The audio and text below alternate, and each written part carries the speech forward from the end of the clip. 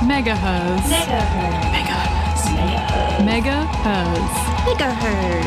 You're listening to MegaHerzzz on 4ZZZ. You're listening to MegaHerzzz on 4ZZZ Community Radio, and you're joined by me, Sisi. My pronouns are she, her.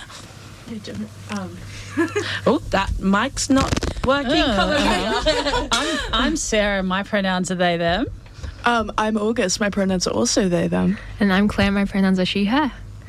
We have quite a show installed today. We have an interview coming up very shortly.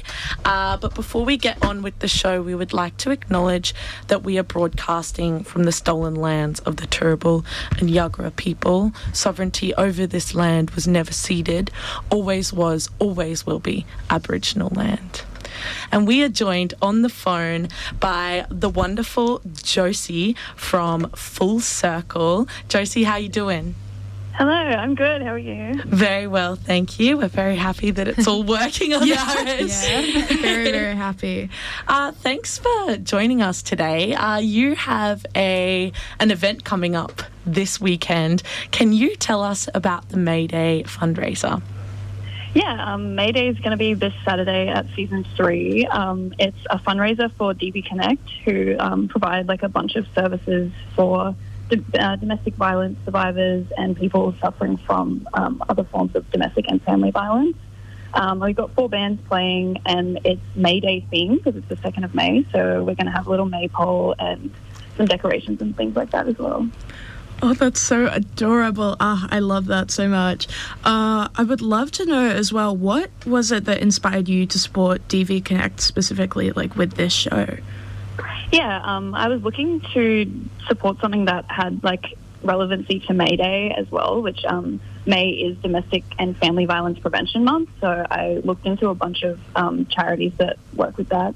And I chose DV Connect because they've recently had a few funding cuts because they used to get a lot of money from the Australian government or the Queensland government.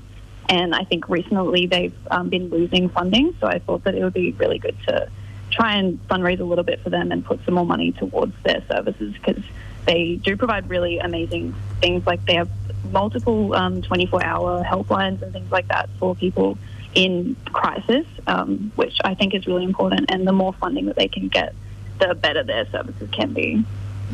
Absolutely. Yeah, 100%. And I mean, I think it's such an important thing that you're doing like a charity gig as to help raise money for these causes. I'd love to hear your thoughts on like why charity gigs are like so important for kind of the concert ecosystem in Brisbane.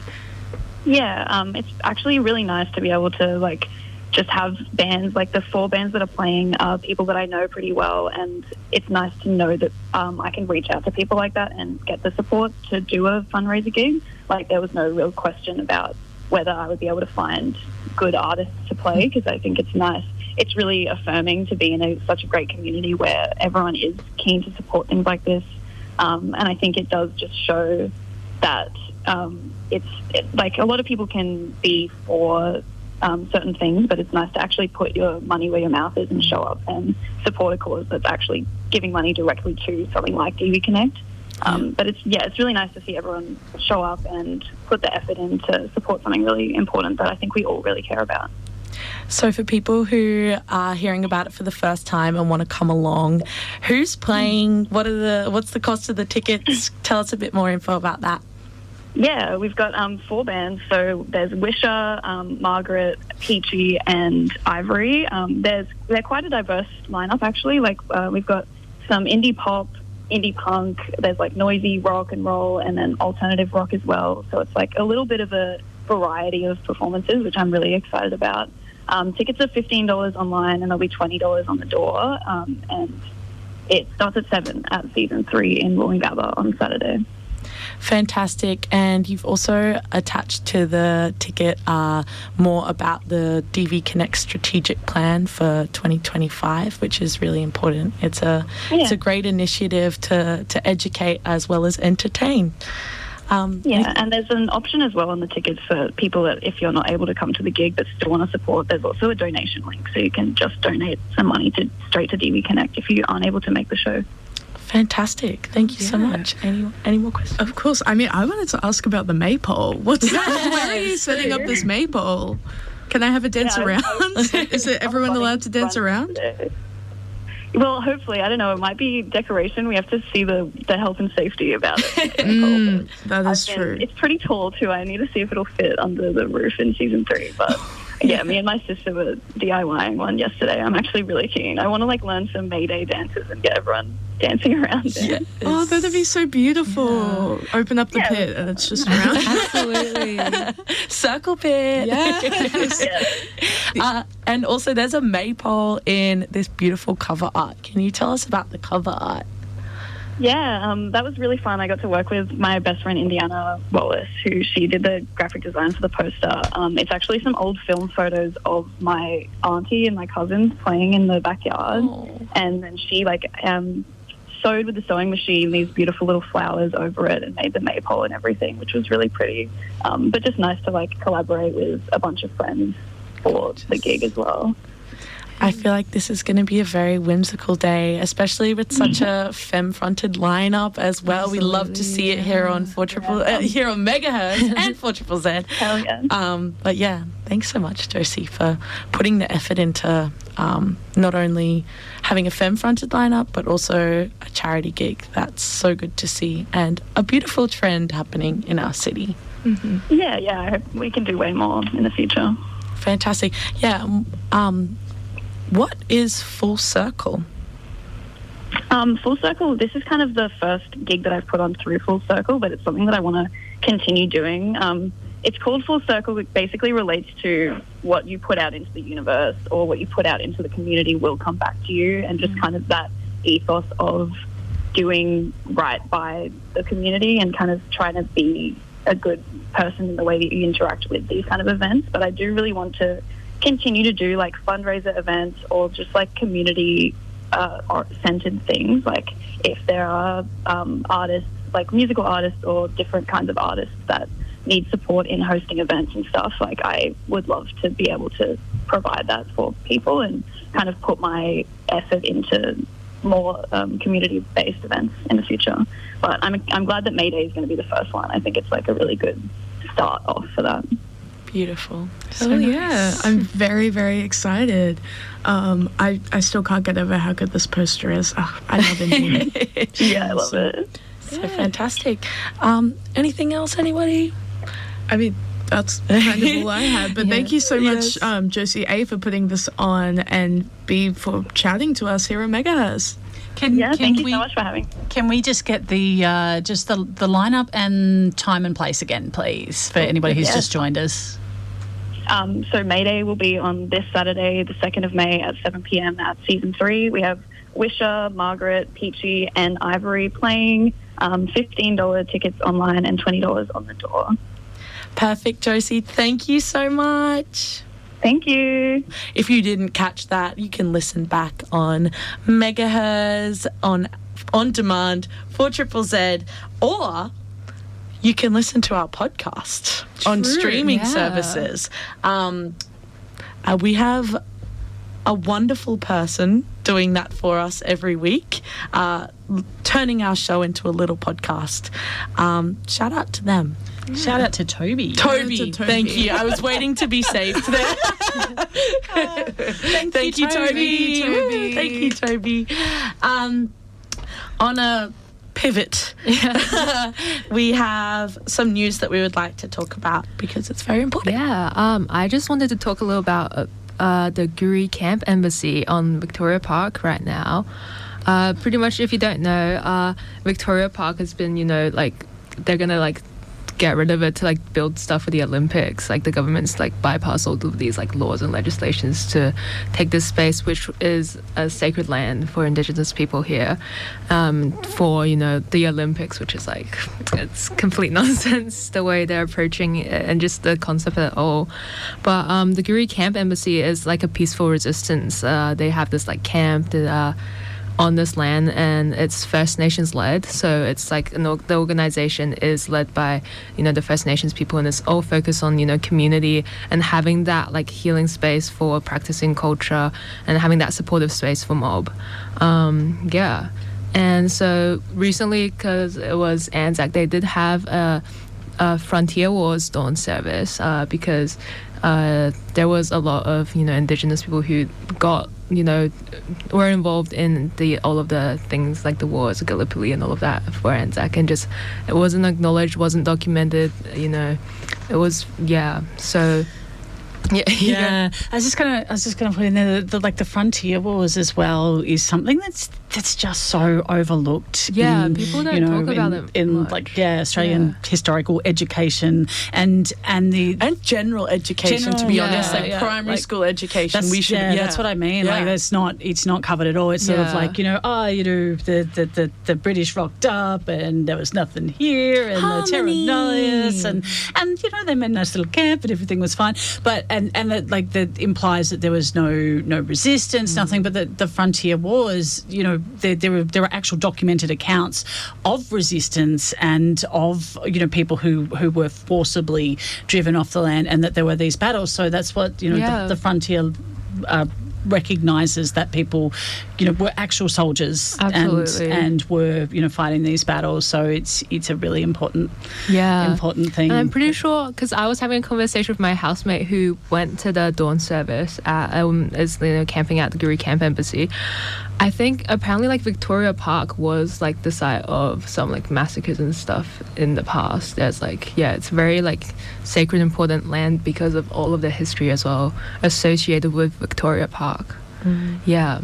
As well as a birthing place and among many other things. Like it is a very large space and has been used in sacred ways for far beyond white colonizer settlement here. Exactly. And I think right now the Goori Camp Embassy, one of the main things they're doing is they're holding a sacred fire on the land, and which is protected by the like Heritage Act, but I think there's been a lot of like police pressure on them. They've been threatened to get like bulldozed. I think that's so they're trying to like keep the fire going, maintain this presence there, this like community at the camp. So they've been asking for donations of any camping gear, food, any supplies. They have a bit of a list and like a donation fundraising link as well on their Instagram page, which is just Goori Camp Embassy. And because I think also because of like the weather and like the rain and everything, they're in need of a lot of like, you know, gear and just organizing that like community event, because they're all, you know, they're paying their own rent whilst they're camping out to have this space. They're like, you have to acquire like the equipment, like the tents. It's all like a lot of hiring and so if you want to support them, you can look on their Instagram or the site, which is on they have a donation link on Chuffed. I think it's like a site kind of like GoFundMe, like a fundraising site, and support them. Fantastic. And kind of not irrelevant, but I think that it the power of tent embassies is so strong. And as you're talking about this, it reminds me of the Minjerribah tent embassy up on the Gorge Walk there, where they were protesting the whale hall, and that's never been built because people have been so staunch in holding on to that space that is sacred. And you know, this is tent embassies carry on because people support them and because people work so hard, and you know, people don't necessarily want to be spending their time out in the rain camping, but it's so important that this land remains sacred and is not replaced by something that a very small minority of people are going to be able to access. This is public land for everybody. Olympic Stadium is for nobody, you know? Absolutely. Yeah, definitely. And I know this only somewhat connects, but I guess it's talking about the continual disrespect of Indigenous people and Indigenous leaders within so-called Australia. But I mean, just recently it's been very much in the news about the booing during Welcome to Countries in not just one place, but in Melbourne, Sydney and Perth, like at the Anzac Day memorial services. I've got a thing up here talking about how it's happened across multiple different places and how it's been like it's been so incredibly disgusting to see this sort of behavior be so widespread, but unfortunately I guess not really surprising looking at Australia's history. I know it says here at Melbourne's Shrine of Remembrance, loud booing was heard as Bunurong elder Uncle Mark Brown spoke for his Welcome to Country address, while at Sydney's service, Pastor Ray Minicon was also disrupted, prompting him to ask those who booed to show some respect. And Yeah, and this isn't the first time that this has happened, but for it to be just so open and at an event that is, it's all about respect. Like this is something that people go to these events. It's about respecting veterans, and the people that they're booing here are actual veterans. They are part of this community, and they they are there. They have been asked to speak there and to be there, and to have that lack of respect shown to them is astonishing to see that. And if you can actually see the video online if you search for that. But something that I noticed was that there are people there booing, but Uncle Ray particularly just kept going and just had such amazing grace and poise and